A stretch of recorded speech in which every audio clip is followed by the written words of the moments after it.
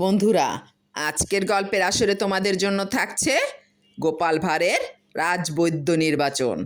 দেশে মহারাজকে সকলে অনুনয় করে জানালো মহারাজ একটি দাতব্য চিকিৎসালয় তৈরি করে দিতে হবে। মহারাজ কৃষ্ণচন্দ্র অচিরে দাতব্য চিকিৎসালয়ের বাড়ি তৈরি করলেন। এই চিকিৎসালয়ের জন্য বৈদ্য নির্বাচনের ভার গোপালের ওপর ছেড়ে দিলেন। বললেন, কি হে গোপাল, উপযুক্ত একজন বৈদ্য নির্বাচন করতে পারবে তো? মনের মতো ভালো বৈদ্য না পেলে কিন্তু চিকিৎসালয় বন্ধ করে দেব, সে কথা যেন মনে থাকে।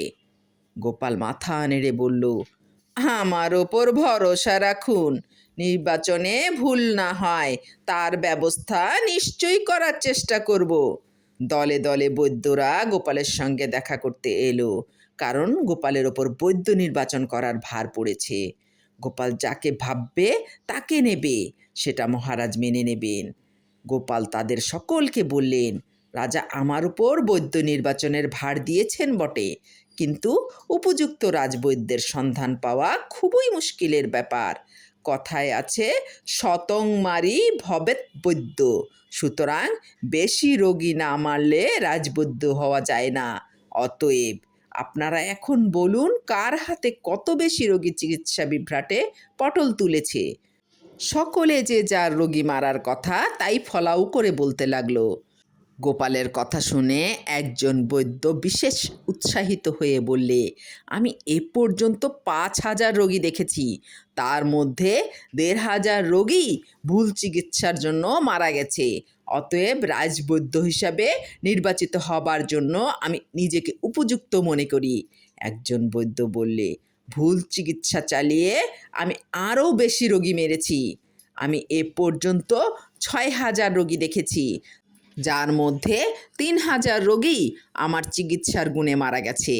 আর একজন বললে, তার 2,000-এর মধ্যে 1,500 রোগী খরচের খাতায় গেছে।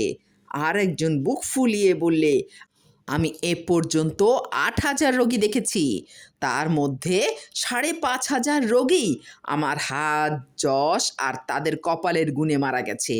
একজন বৈদ্য উৎফুল্ল হয়ে বললে, গোপালবাবু, আমি রাজবৈদ্য পদপ্রার্থীর মধ্যে সর্বাপেক্ষা উপযুক্ত হতে পারি, কারণ এ পর্যন্ত আমি মাত্র 20 জন রোগীর চিকিৎসা করেছি, তার মধ্যে 20 জনই আমার চিকিৎসার কল্যাণে সকাল সকাল টেসে গেছে।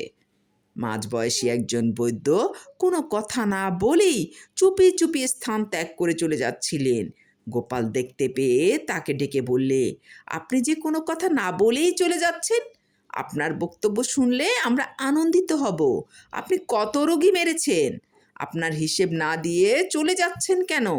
কবিরাজ মশাই হতাশ হয়ে বললেন, আমি আর এখানে থেকে কি করতে পারি বলুন? আমার পক্ষে রাজবৈদ্য নির্বাচিত হওয়ার কোনো সম্ভাবনাই নেই দেখছি, কারণ এ পর্যন্ত আমি 20,000 মতো রোগীকে চিকিৎসা করেছি, কিন্তু তার মধ্যে 25টার বেশি রোগীকে মারতে পারিনি। তবে কি করে আমি এ কাজ পাওয়ার ভরসা পাবো বলুন? আমার একমাত্র চেষ্টা রোগীকে ভালো করা। সেই কবিরাজের কথা শুনে গোপাল মহারাজ কৃষ্ণচন্দ্রের কানে কানে বললে, মহারাজ, ইনিই রাজবৈদ্য হওয়ার উপযুক্ত, আপনি ওকেই রাজবৈদ্য নিযুক্ত করুন মহারাজ। এর মতো উপযুক্ত লোক একজনও নেই আমাদের এই রাজ্যে। গোপাল এই রকম অভিনব পদ্ধতিতে রাজবৈদ্য নির্বাচন করায় মহারাজ কৃষ্ণচন্দ্র খুবই খুশি হলেন। ওই বিজ্ঞ কবিরাজই রাজবৈদ্য নির্বাচিত হওয়ার ফলে জনসাধারণের মহোপকার হলো।